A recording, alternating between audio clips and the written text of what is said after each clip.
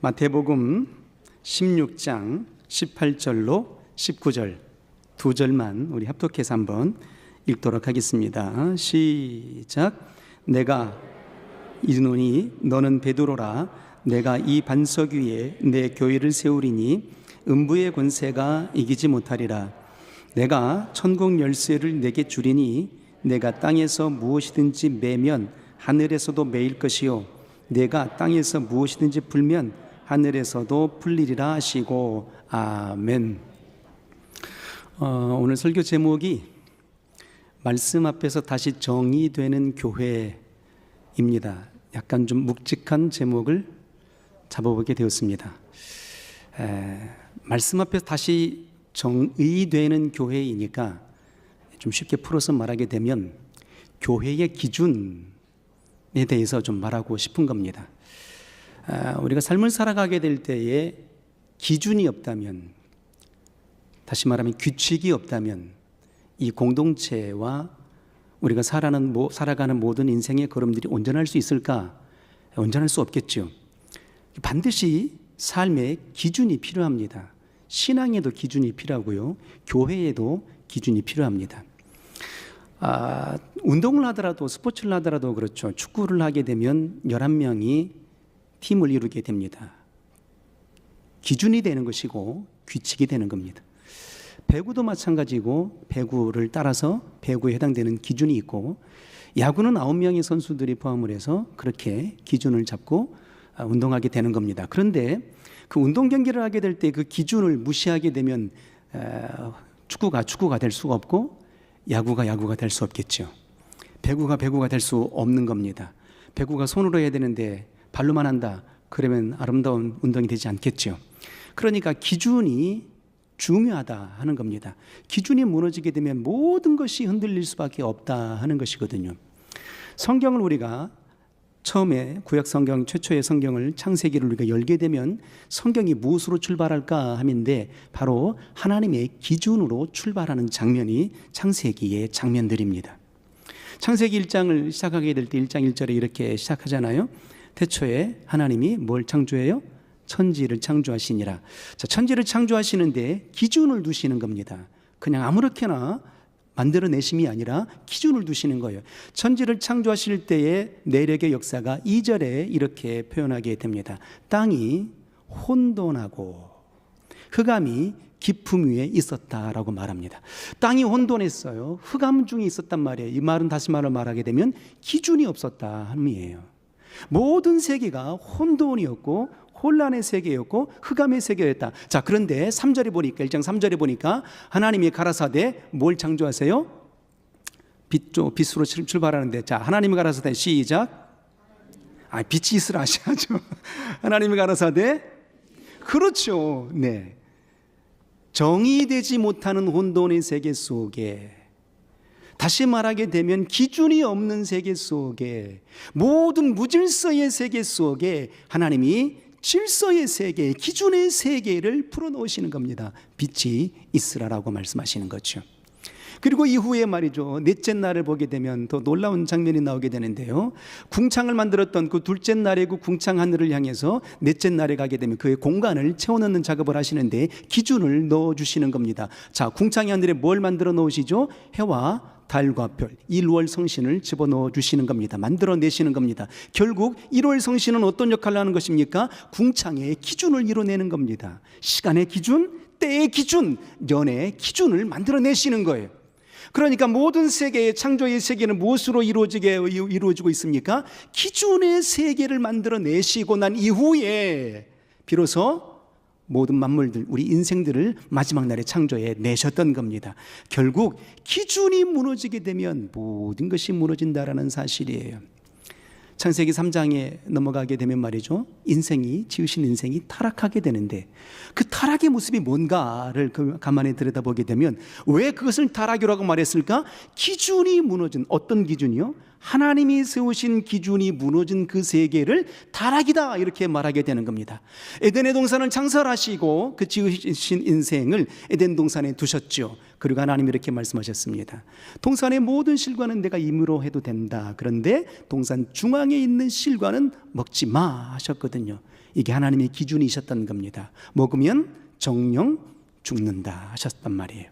그런데 뱀의 유혹에 빠지게 되게 되고 원수 유혹에 빠지게 되고 결국 나도 하나님 될 것 같은데 였던 겁니다. 그 욕심과 그의 아집들로 인해서 당신의 기준으로 하나님의 기준을 바꾸려고 했단 말이에요. 결국 그 세계 속에 선악과를 먹고 말게 되죠. 그 기준이 무너진 세계를 향해서 하나님 뭐라고 말씀하시느냐? 타락이다 이렇게 말씀하시는 겁니다. 신앙생활의 그 근본의 모습이 무엇입니까? 신앙의 근본의 모습은 예수 내 구주를 의지하는 그 역사입니다. 곧 다시 말하게 되면 말씀 위에 서고 말씀으로 살아가는 것이 신앙의 기준이에요. 믿으시면 아멘. 그렇죠. 이 기준이 무너지게 되면 신앙인이라고 말할 수 없게 되는 겁니다. 창세기 6장으로 넘어가게 됩니다. 지으신 인생들이 하나님 보시기에 아주 한탄스럽게 타락하게 됩니다. 그래서 그 지으신 모든 인생들을 내가 지면에서 쓸어버리시겠다 하셨단 말이에요. 죄악이 관영했거든요. 패괴와 악독이 가득했다 그랬거든요. 하나님 지으신 그 기준이 무너지는 세계 속에 살았던 겁니다. 그래서 내가 이들을 다 쓸어버릴 거야 했던 겁니다. 그런데 노아는 은혜를 입었더라라고 창세기 6장 8절에 기록이 됩니다. 그리고 6절 9절 이후부터서 이제 하나님께서 노아를 불러내시더니 이렇게 말씀하십니다. 새로운 기준을 제시하십니다. 살아갈 수 있고 구원받을 수 있는, 심판받지 않을 수 있고 심판을 초월할 수 있는 기준을 제시해 주는 겁니다. 그 기준의 세계가 무엇이었을까요? 방주를 짓게 하시는 설계도였던 겁니다. 노아가 방주를 지을 때 그 당시에 배가 있었을까요? 없었을까요? 당연히 있었겠지요. 물이 있는데 바다에 물이 있는데 왜 배가 없었겠습니까? 그런데도 불구하고도 왜 홍수 속에 모든 배들은 다 침몰했는데 노아의 방주만 침몰하지 않았을까요? 하나님의 기준대로 지었기 때문입니다. 그래서 신앙의 역사가 뭐냐? 오직 말씀의 기준을 잊어버리면 안 되는 거예요. 성가대가 찬양을 하잖아요. 지휘자가 이제 아름답게 지휘를 해 나가게 됩니다. 그런데 오케스트라와 성가대가 맞질 않아. 악보대로 하지 않아. 악보는 기준이잖아요. 그 기준대로 해야만 아름다운 화음이 나오게 되는 거죠. 그러니까 신앙도 마찬가지로 말씀의 기준을 잃어버리면 안 된다라는 사실이에요. 신앙의 기준을 잃어버리면 안 된다라는 사실인 것이거든요. 여호수아 1장을 보게 되면 말이죠, 우리가 여호수아를 만나게 되지 않습니까? 모세가 모압 평지 느보산 위에서 가나안 땅을 바라보고 죽습니다. 그의 나이 120세였습니다. 성경의 표현을 보니까 120살, 오래 살았구나 이렇게 생각이 돼서 쇠약했겠지라는 생각이 들 법도 한데 성경의 표현이 이렇게 모세에 대해서 이렇게 표현하게 됩니다. 눈이 흐리지 아니하였고 기력이 쇠하지 아니하였다 그랬단 말이에요. 그 왕성했던 겁니다. 그런데 그 왕성한 인생이 가나안 땅을 바라볼 수는 있었는데 가나안 땅에 들어가지 못했어요. 결국 느보산에서 죽었단 말이에요. 가나안 땅에 들어가지 못하고 그들의 인도자, 출애굽을 당한 그 백성들을 인도했던 그 인도자가 죽었으니 얼마나 두려웠겠습니까? 그 두려움 속에 놓여 있을 때에 후계자를 누구로 삼아요? 여호수아로 삼게 됩니다. 여호수아도 두려움 속에 있었겠죠. 그런데 하나님께서 여호수아에게 가나안 땅에 들어갈 수 있는 기준을 제시해 주십니다. 그 기준의 역사가 무엇이었을까요? 내가 과거에 모세에게 명하였던 모든 말씀을 내가 주야로 묵상하라. 그 말씀을 지켜 행하라. 그리하게 되면 내가 밟는 모든 지경은 다 너의 것이 될 것이다. 내가 너와 함께 할 것이다 라고 하셨던 겁니다. 그 역사의 기준이 뭐예요? 하나님이 여호수아에게 제시해 준 기준이 뭐였어? 말씀이었던 겁니다. 믿음의 방향성을 제시해 줬던 거예요. 그것이 너의 기준이야. 너와 너의 민족이 살아갈 수 있는 기준이야. 그의 모든 민족의 세계가 이 시대의 이스라엘 민족들처럼 신앙을 굳건하게 세워갈 수 있는 자들이 누구입니까? 저와 여러분들이잖아요. 이 시대의 여호수아가 누구입니까? 말씀의 기준을 받은 자가 누구냔 말이에요. 저와 여러분들이잖아요. 그의 역사에 기준을 붙들 수 있는 아름다운 삶이 이어지기를 주님 이름으로 소원합니다. 그래서 기준이 무너지게 되면 모든 것이 무너진단 말이에요. 94년이요, 32년 전입니다. 아마 여러분들 여기 계신 분들은 그때 그 해에 일어났던 사건을 잘 아실 겁니다. 성수동과 압구정동을 이어가는 다리, 성수대교가 있었거든요. 오전에 출근하는 시간입니다. 7시 한 50분쯤에. 그런데 그 다리를 성수대교를 지나가는데 그 어떤 사람이 그 다리가 붕괴될 거라고 상상이나 해본 사람이 있었겠습니까? 아침 출근길에 바쁜 나중에 그렇게 차를 타고 지나가는데 그 성수대교가 무너진단 말이에요. 왜 그랬을까? 원인을 조사해 보니까 뭐 때문에 했어요? 부실공사, 설계대로 곧 기준대로 짓지 않았던 겁니다. 그리고 관리 미흡이라고 진단이 나왔던 거예요. 그 이후에 이제 8개월 후에 95년 8월 달에 6월 달에 95년 6월 달에 가장 우리나라의 부자 동네가 어디예요? 강남. 강남에 가면 유명한 백화점이 지은 지 얼마 안 된 6년밖에 안 된 3자로 시작하는 백화점이 있었어요. 네, 이렇게 잘 아세요. 이렇게 삼풍백화점 말이에요. 제일 부자 동네, 가장 고가의 상품들이 즐비한 가장 부자 사람들이 가는 백화점, 삼풍백화점이 있었단 말이에요. 지은 지 6년밖에 안 된 백화점이었거든요. 그런데 그 삼풍백화점이 와르르 무너지게 됩니다. 500명이 넘게 죽었잖아요. 1000명이 넘는 부상자가 생겼잖아요. 전 세계에 창피함의 대명사로 낙인 찍혔던 그 사건 아니었겠습니까? 원인이 뭐였을까요? 역시 설계대대로 짓지 않은, 기준대로 짓지 않았으므로 무너져 내리게 되었던 겁니다. 모든 삶의 방향이 그래요. 기준대로 살아가지 않으면, 그 기준이 무너지게 되면 모든 것들도 무너집니다. 그 건물이 무너질 때 기준대로 짓지 않았던 그 건물이 겉을 보게 될 때는 얼마나 화려했겠습니까? 그 안에 들어있는 내용물들도 말이에요, 얼마나 화려하고 고가의 물품들이 많았겠어요. 그럼에도 불구하고도 그 건물을 지을 때에 기준대로 짓지 아니하였으므로 불안했던 겁니다. 그런데 그 불안한 사실들을 그 건물이 말해줍니까? 나 불안해요. 곧 무너질 거예요 라고 건물이 말할 수 있을까요? 없는 거지요. 마찬가지로 우리 심령도 마찬가지인 거예요. 내 속에, 내 속사람이 말이에요, 하나님의 말씀대로 그의 기준대로 살아가야 되는데 그 기준대로 살아가지 못할 때에 불안해하는 거거든요. 흔들리는 거거든요. 그 흔들림의 세계가 내 속사람이 내 겉사람에게 말합니까? 내 겉사람아 나 지금 힘들어, 내 겉사람아 나 지금 죽게 생겼어 라고 말합니까? 나 곧 무너지게 생겼어 라고 말합니까? 말하지 않거든요. 들려오지 않거든요. 그래서 우리는 정신을 바짝 차려야 되는 겁니다. 과연 내 영혼은 말씀대로 살아가는가? 내 영혼의 신앙의 기준은 흔들리지 않고 있는가라는 것이죠. 기준이 흔들리지 않게 되면 쓰러져도 다시 일어날 수 있는 겁니다. 더디 갈지라도 그의 목적지에 도달할 수 있는 거예요. 그래서 신앙의 걸음들은 말이죠, 속도가 아닌 거예요. 신앙의 여정은 방향성인 거예요. 온전한 기준, 확실한 말씀 위에 서고 말씀을 붙잡고 살아갈 수 있는 그 거룩한 역사의 기준이 필요한 겁니다. 그 기준의 세계를 올 한해 하나님 우리에게 주셨단 말이에요. 가장 기본이 되는, 가장 베이스가 되는 그 말씀을 주셨단 말이에요. 그런데 우리는 생각하는 겁니다. 그래, 말씀 위에 서야지, 말씀 위에 살아가야지. 그냥 새해 주신 표처럼만 여긴단 말이에요. 그게 아니고요, 하나님의 거룩한 명령으로 받기를 주님의 이름으로 소원합니다. 이게 우리 삶의 지평이에요. 우리 영혼의 방향성이라고요. 이게 우리 삶의 신앙의 기준이란 말이에요. 미국에 어느 농부가 헛간이 오래돼가지고요, 그 헛간을 이제 수리하려고 가서 땅을 좀 파는데, 그 헛간 안에 보니까 땅을 파는데 큰 바위 덩어리가 나와요. 열심히 바위 덩어리를 팠는데 파도 안 파죠. 겨우 조그만 바위 덩어리 하나 깨는데 그것도 들고 갈 수가 없더란 말이에요. 그래서 지혜를 짜내서 바위를 캐내는 것을 멈추고 그 바위를 기준 삼아서 헛간을 다시 짓게 되었어요. 그 해에 거친 폭우가 몰아치는 날이 있었거든요. 아주 태풍이 몰아치는 날이 있었단 말이에요. 그 태풍이 몰아치고 간 후에 보니까 마을이 초토화되다시피 해서 대부분의 집들도 헛간들도 다 쓰러졌거든요. 그런데 이 반석 위에, 바위 위에 세웠던 이 헛간은 그대로 남아 있었던 겁니다. 원인이 뭘까요? 기준이 튼튼했던 거예요. 신앙의 역사가 바로 그런 거거든요. 우리 신앙을 어떻게 세워야 되겠는가 하는 얘기죠. 그의 기준 위에, 반석 위에 놀랍게 세워갈 수 있는 아름다운 삶이 되기를 진실로 축복합니다.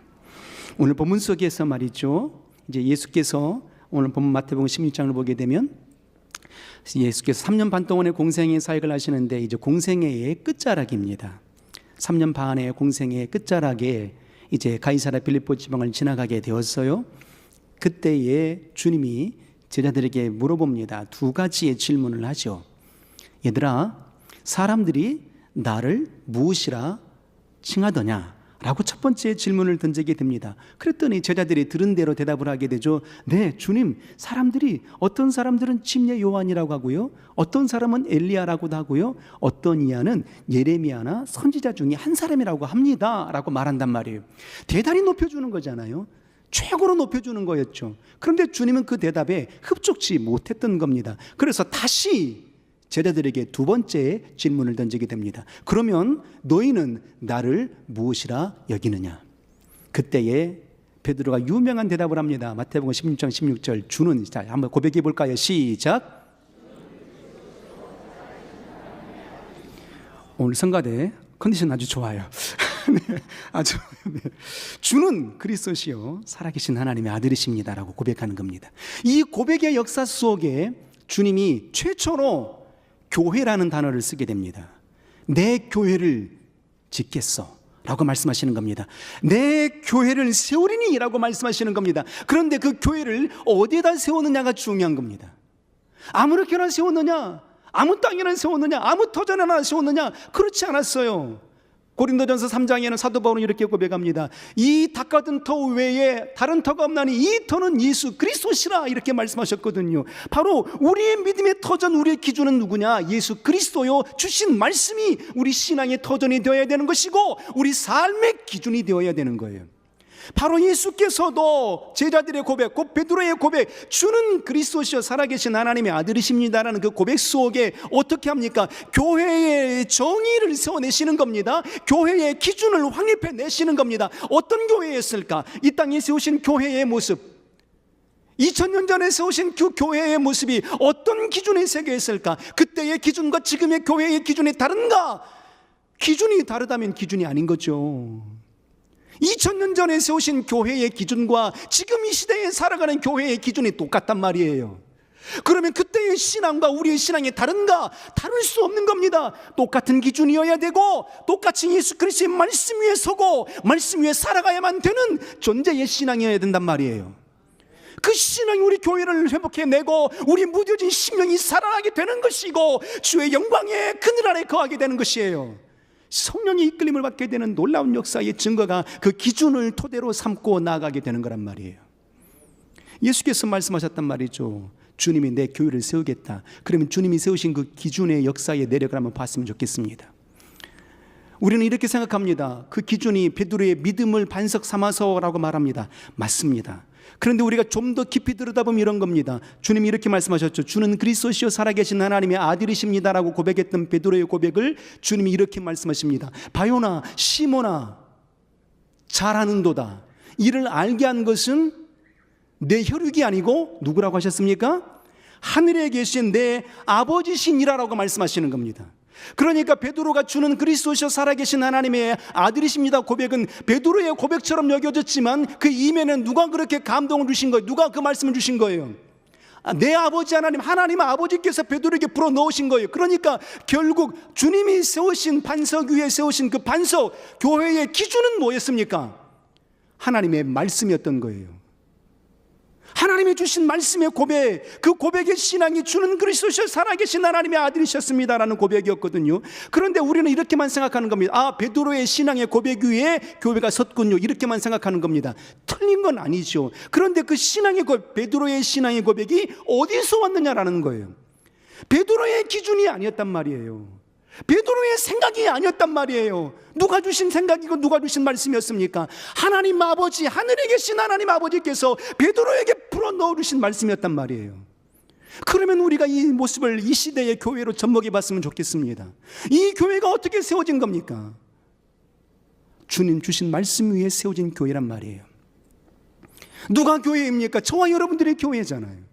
그럼 이 교회 속에서 이 기준의 범주를 넘어서 내 목소리가 커지고 내 뜻이 커지면 교회입니까? 아닙니까? 교회가 아닌 거죠. 주의 말씀이 왕성해지는 곳, 주의 기준이 견고해지는 곳, 그것이 교회인 겁니다.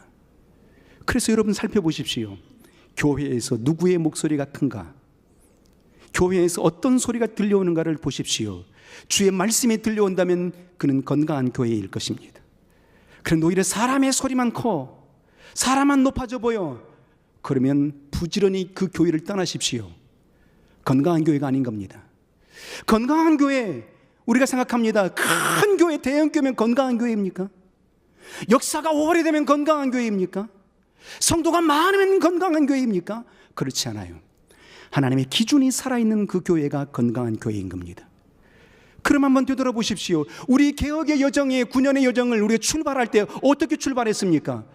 교회가 교회 되기를 원했고, 이 교회의 주인이 사람이 아니라 누가 되기를 원했어요? 우리 주님이 교회의 주인 되기를 원함으로 출발했잖아요. 그러면 기준이 살아있습니까? 무너져 있습니까? 기준이 살아있잖아요. 기준이 살아있는 교회는 건강한 교회란 말이에요. 그래서 우리는 고개 당당하게 들고 다니십시오. 주변 사람들이 너 왜 그런 교회 다니냐고 말할지라도 우리에게는 말이죠, 신앙의 중심이 살아있단 말이에요. 기준이 살아있단 말이에요. 하나님이 주인 되는 교회를 우리 만들고 싶어가고 있는 것이고, 그의 기준의 세계 속에 우리가 살아가길 원함으로 여기 있는 거잖아요. 그러니 어깨 쫙 펴고 다니십시오. 당당하십시오. 내게는 신앙의 기준이 있노라고 말이에요. 그래서 베드로가 고백했던 주는 그리스도시여 살아계신 하나님의 아들이십니다라고 그리스도라고 고백하는 그 고백의 기준의 내력이 무엇입니까? 보내심을 받은 자, 기름 부음을 받은 자라는 의미잖아요. 구약의 직분 중에 세 직분이 기름 부음을 받았어요. 베드로가 신앙의 고백을 대너했던 그 기준의 내력이 바로 그런 겁니다. 그리스도라고 고백했던 거는 당신은 나의 왕이십니다 하는 거예요. 나의 왕이십니다, 나를 통치하시는 분이십니다 하는 얘기거든요. 그러므로 나는 당신의 지배를 받겠습니다 하는 얘기예요. 고로 우리 성도들은 누구의 지배를 받아야 되겠습니까? 교회는 누구의 지배를 받아야 되겠습니까? 사람의 지배가 아니라 하나님의 지배, 말씀의 지배를 받는 자들이 바로 건강한 신앙인들인 거예요. 그 말씀이 옳으냐가 그러냐가 아니라 사람의 말이 옳으냐 그러냐를 판단할 수 있겠지만, 그러나 말씀이라면 내게 해로울지라도 그 말씀을 이뤄내야 되는 거예요. 이게 기준인 것이거든요. 나의 통치자이시기 때문에 그렇단 말이에요. 그리고 선지자가 기름 부음 받았잖아요. 말씀의 대언자인 겁니다. 예수는 하나님의 말씀을 대언하신 하나님의 영이십니다라고 그렇게 믿었던 겁니다. 고로 우리는 주께 허락하신 모든 말씀들이 우리의 그리스도가 되는 것이고 우리의 신앙의 기준이 되는 거예요. 다른 기준이 아닌 거, 이 닦아둔 터 외에 다른 터가 없단 말이에요. 천하 범사에 구원 얻을 만한 다른 이름이 있다 없다? 없다. 오직 예수 그리스도만이 우리의 구원의 구주가 되시는 겁니다. 또 누가 기름 부음을 받았습니까? 제사장이 기름 부음을 받았잖아요. 제사장이 누구입니까? 중보자이잖아요. 죄인들을 하나님께 연결하여 주는 중보자란 말이에요. 예수 그리스도는 우리의 영원한 중보자가 되시는 겁니다. 그래서 주님 없이는 아버지께로 올 자가 없는 거예요. 내가 곧 길이요 진리요 생명이니 나로 말미암지 않고는 아버지께로 올 자가 없느니라고 말씀하였던 겁니다. 베드로의 신앙의 고백이 바로 그 믿음의 고백이었던 겁니다. 하나님이 주신, 베드로에게 주신 말씀이 그 말씀이었던 거예요. 이 말씀의 기준을 잃지 말라 하셨고, 그 기준을 반석 삼으시고 그 위에 교회를 세워내셨던 겁니다. 다시 말하게 되면 믿음은 있는데 말씀이 없어, 그러면 감정으로 치우치는 겁니다. 믿음은 있는데 말씀이 없으면, 기준이 없으면 감정으로 치우치는 거예요. 좋은 날에는 좋다고 말하겠죠. 감정이니까. 그런데 힘들고 어려울 때는 뭐라고 얘기할까요? 하나님 왜 나를 이곳에 처박아 두셨습니까? 라고 말하겠죠. 이스라엘 백성들이 광야에서 그랬잖아요. 홍해바다를 열어줄 때에는 기쁨으로 함성으로 영광을 돌려요. 그런데 제 사흘 길을 걷지 못해서 광야 가운데 말이죠, 어떻게 또 합니까? 말씀이 없으니까 감정에 치우쳐 하나님을 또 원망하게 되잖아요. 이 반복된 사이클로 계속해서 온 여정이 40년의 여정이었던 겁니다. 이 시대에도 그런단 말이에요. 믿음은 있는데 말씀이 없다 그러면 감정으로 치우칩니다. 그런데 말씀은 있는데 믿음은 없어, 어떻게 되겠습니까? 지식으로 흐르게 되는 겁니다. 연대를 잘 알고 지명을 잘 알고 그의 모든 배경을 잘 알고 지식으로는 충만해. 그런데 믿음이 없단 말이에요. 그럼 어떻게 되겠어요? 지식으로밖에는 남지 않게 되는 겁니다. 뭘 하게 될까요? 교만하겠죠. 정죄하겠죠. 판단하겠죠. 하나님이 원하시는 믿음의 기준은 무엇입니까? 말씀으로 믿음 안에서 세워지는 놀라운 역사의 세계를 원하시는 거예요. 믿음이 있는 말씀, 말씀이 있는 믿음의 세계가 기준이 되길 원하는 겁니다. 이것이 베드로의 신앙의 고백이었고 그 신앙의 고백 위에 주님의 교회를 세워내셨던 겁니다. 그리고 다시 하나님이 세우신 그 교회의 정의를 들여다보면 이렇습니다. 말씀 위에 교회를 세우셨고 그 말씀 위에 세우신 교회가 어떻게 된다고 했을까요? 자, 18절 자막 한번 부탁해 볼까요? 가능할까요? 자, 18절 우리 큰 소리 한번 읽겠습니다. 시작. 또 내가 내게 이르노니 너는 베드로라. 내가 이 반석 위에 내 교회를 세우리니 음부의 권세가 이기지 못하리라. 음부의 권세가 내 교회를 세우신다. 누가 세웠어요? 주님이 세우시겠다. 주님이 세우신 교회도 음부의 권세가 공격을 한다 안 한다? 한다라고 말하고 있는 겁니다. 아니 주님이 세우신 창조의 주님이 세우신 그것도 반석 위에 세우신 교회임에도 불구하고도 원수의 공격이 있다 없다? 있다고 말하는 거예요. 그러니까 우리 교회에 신앙생활하게 될 때 수많은 핍박이 있어요 없어요? 문제가 있어요 없어요? 있단 말이에요. 당연한 거라니까요. 있단 말이에요. 그런데 놀라운 사실은 어떻게 된다고 말하고 있습니까? 음부의 권세가 어떻게 한다? 해하지 못한다. 무너뜨리지 못한단 말이에요. 왜요? 믿음의 기준이 있기 때문이라는 사실이에요. 신앙의 기준, 예수 내 구주의 기준이 내 안에 확실하기 때문에 공격은 받아도 무너지지 않는다라고 말하는 겁니다. 이 역사의 신앙을 우리는 간직해야 되는 거예요. 이스라엘 민족들이 광야에 나오게 되었잖아요. 광야에 나오게 되었을 때 그들이 자꾸만 흔들리거든요. 원망하게 된단 말이에요. 왜 원망하게 되었을까? 그의 믿음의 기준을 놔버린단 말이에요. 어디를 향해 가고 있습니까? 젖과 꿀이라는 가나안 땅 약속의 기준을 붙잡고 가는 걸음인들이란 말이에요. 그런데 그 약속의 기준을 자꾸 놔버려. 그러니까 광야에서만의 삶만 당장 바라보는 그 삶만 바라보는 거예요. 최초의 만나가 내렸을 때는 그들이 뭐라고 고백했을까요? 하나님 이게 뭡니까? 도대체 이게 뭐예요? 그 흥분된 표현으로 What is this? 이렇게 고백한 거예요. 그게 만나의 뜻이거든요. 만푸. 이게 뭡니까? 하늘에서 양식이 내리니까. 그래서 그 양식을 먹게 되었을 때 어떻게 표현합니까? 야, 송이꿀처럼 달더라. 그런데 광야에서 매일같이 만나만 먹으니까 그 다음에는 뭐라고 얘기합니까? 이 만나 외에는 먹을 게 없다? 다시 또 시간이 흐르고 난 다음에 이렇게 말합니다. 이 광야에서 이 척박한 식물 외에는 우리에게 먹을 게 없도다 그랬거든요. 송이꿀처럼 달았던 그의 말이죠 만나를 이후에는 말이죠 뭐라고 고백하는 겁니까? 척박한 식물이라고 고백하는 거예요. 왜 그랬을까요? 말씀의 기준, 신앙의 기준을 놔버렸기 때문에 그런 겁니다. 우리 개혁의 여정을 잘 한번 생각해 봐 주시길 바랍니다. 건강한 교회, 하나님이 주인 되는 그 교회의 기준을 잊어버리게 되면 사람의 목소리가 커지게 돼 있는 거예요. 그럼 이 교회 남을 이유가 없잖아요. 어떻게 해야 될까요? 이 말씀의 기준을 굳건하게 붙들게 될 때에 주변 사람들이 흔들지라도 요동할지라도 우리는 견고하게 진군할 수 있는 겁니다. 할렐루야. 그래서 여호수아가 모세가 죽고 난 다음 여호수아가 요단강을 건너는데 어떻게 건너갑니까? 하나님 말씀하십니다. 법궤를 먼저 앞서 가게 하고 그랬어요. 말씀의 기준을 먼저 앞서 세우고 뒤따라가라. 그 역사의 기준을 따라서 나아가게 되었을 때 요단강이 갈라집니다. 그의 말씀을 따라서 나아가게 될 때에 난공불락과 같은 그의 성이 여리고 성이 무너져 내린단 말이에요. 싸워서 빼앗은 게 아니잖아요. 말씀의 기준을 붙잡고 나갈 때 일어났던 놀라운 사실들이었던 겁니다. 하나님이 세우신 교회는 공격을 받아도 무너지지 않습니다. 왜냐? 그 터가 예수 그리스도이기 때문이에요. 그의 말씀의 기준이 생명이기 때문입니다. 그리고 이후에 마지막으로 성경 한 구절 더 보겠습니다. 19절 보면 놀라운 장면이 나오게 됩니다. 19절 한번 읽어볼까요? 자, 말씀의 기준을 삼고 그의 기준을 삼고 나아가게 됐을 때 어떤 역사가 일어나게 될까요? 19절 시작. 내가 천국 열쇠를 내게 주리니 내가 땅에서 무엇이든지 매면 하늘에서도 매일 것이고 내가 땅에서 무엇이든지 풀면 하늘에서도 풀리리라. 말씀의 기준대로 살아가는 교회, 살아가는 성도의 삶이 되었을 때 하나님이 무엇을 주셨습니까? 열쇠를 주셨단 말이에요. 그것도 천국의 문을 열고 닫을 수 있는 권세 있는 열쇠를 줬단 말이에요.